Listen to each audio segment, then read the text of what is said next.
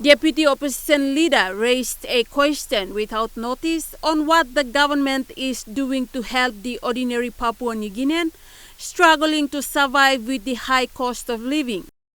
Average Papua New Guinean cannot afford the price of tin fish and rice. So my question to the good treasurer is, what is he doing about this devaluation of the kina? When will it stop? And when will he start to effectively tell the people of Papua New Guinea how he is going to reduce inflation? Following the question, the Treasurer Ian Ling-Stuckey described his question as deceitful. A lot of his questions I feel are deceitful.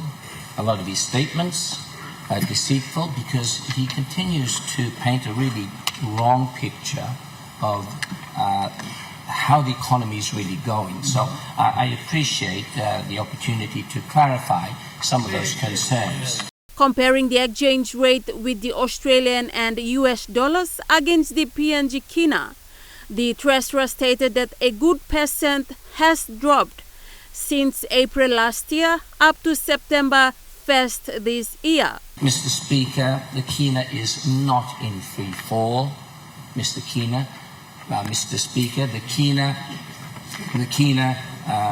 is being treated as part of a two-pronged approach to deal with our foreign exchange problem. He further described the question on kina devaluation as a good concern but a wrong question.